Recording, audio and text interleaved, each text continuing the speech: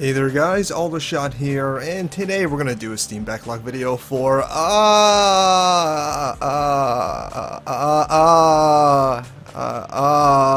the Awesome.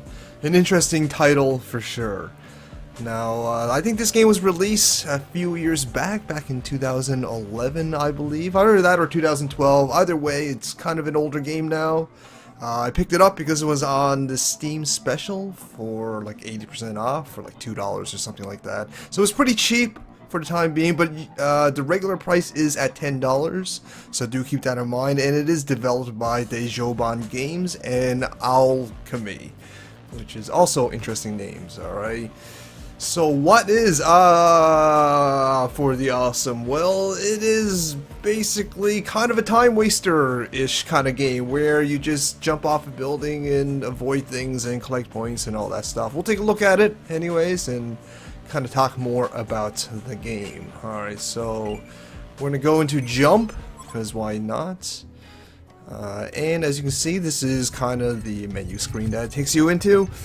There's a large variety of different things to unlock, and you can unlock things through playing through the game, of course, collecting points, using those points to kind of gain a new parts of the game, either new levels, new abilities, or just some gimmicky joke blocks. I don't know what you would call it. Let's just explore one of them. This one's called Relax. It's kind of interesting.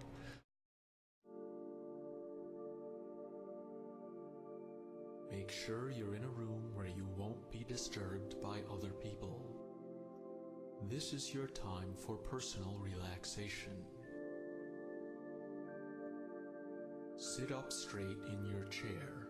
Okay, I think that's enough of that. Basically, it's just a little video of a guy talking to you while you meditate and relax, I guess. Sort of interesting. I'm not really sure what's the point of it, but I guess it's there if you need it. There you go.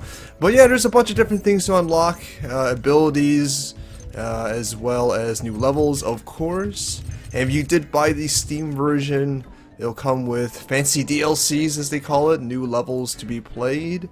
And then there's also harder parts of the game as well under, what's it called? Awesomes, under Awesome, there you go.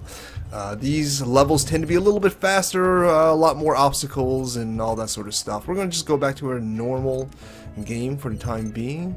Let's see, let's just explore one of the levels that we've already played through and kind of talk about it. So there we go. Now the UI is actually pretty well done. It looks pretty good, as you can see from the previous screen.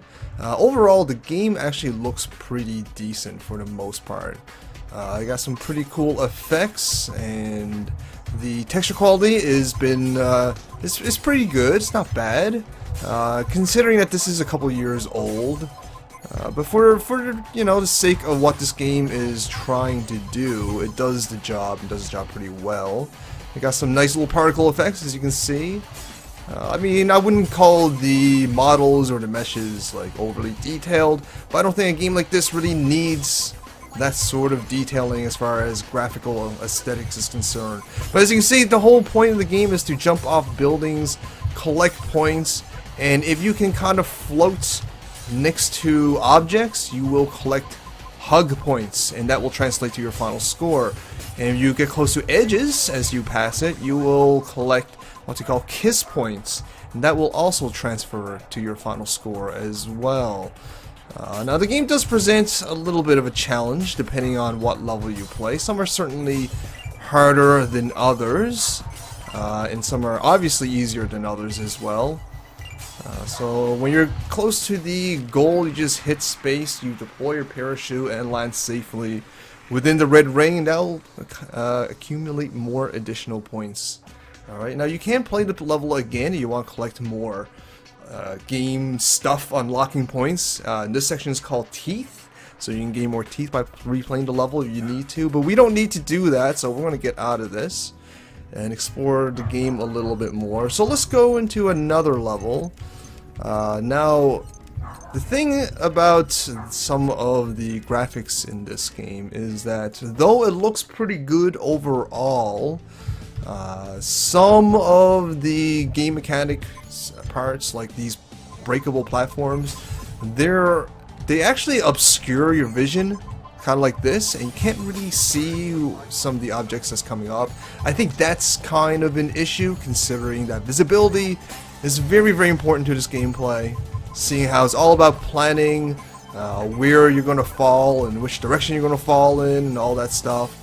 And it's really about that, so having those point platforms obscure your vision, I don't really like that, to be completely honest. I think that could have easily been solved if those point platforms were a little bit more transparent, allowing the player to kind of see through them with a little bit more ease. I think that would definitely help things out.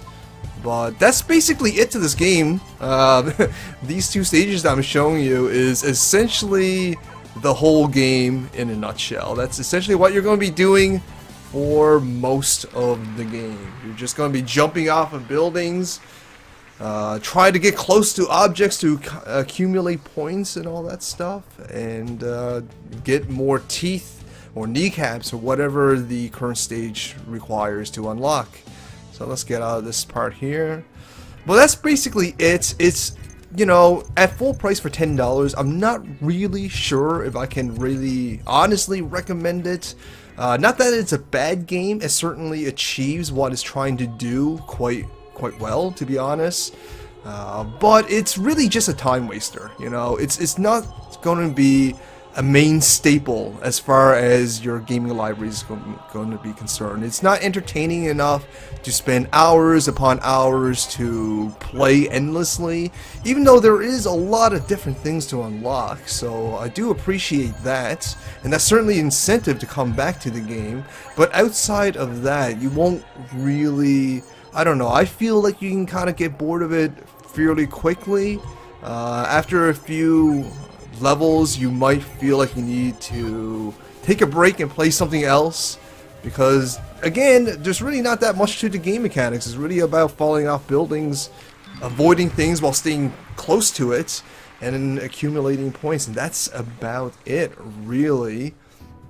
So again, for a full $10, I'm not really sure if I can fully recommend it as a Steam purchase, but if you see it on discount like I have and can get it for like $2 or $3, it very well might be worth the money, because what it's trying to do, it does well. So I'll give it that.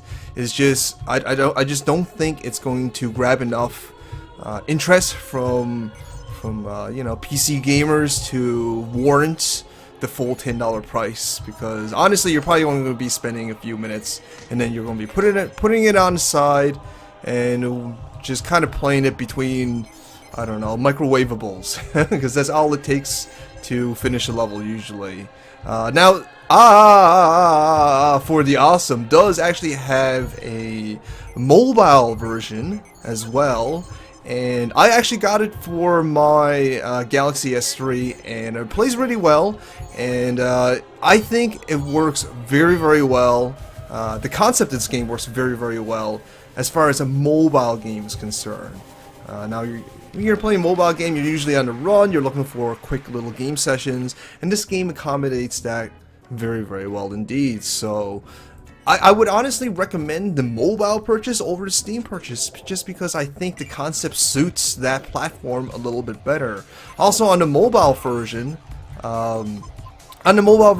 it uses the accelerometer instead of a touchpad or any other kind of control scheme to control your fall and your, you know, the way you fall and all that stuff. So, and it actually uses the accelerometer very, very well and very accurately, I must say. It's one of the more accurate uses of the mobile's accelerometer that I've seen. So again, I think for the Awesome is very well suited for the mobile platform.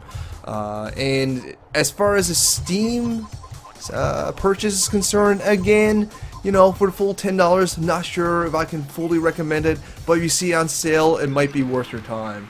That's about it, guys. You've pretty much seen the whole game in a nutshell. Obviously, I haven't unlocked many of the features and levels of this game, as there is quite a bit to unlock, which is actually kind of a good thing. But for the most part, it's essentially going to be the same thing, but with different level designs, and that's about it, guys. So I hope you guys found this informative. I hope you enjoyed this, and if you did, please send me some love, a like, share, fave, and comment. But most importantly, please subscribe, help me grow, and feed me my vegetables. Anyways, thanks for watching, guys. Aldershot out.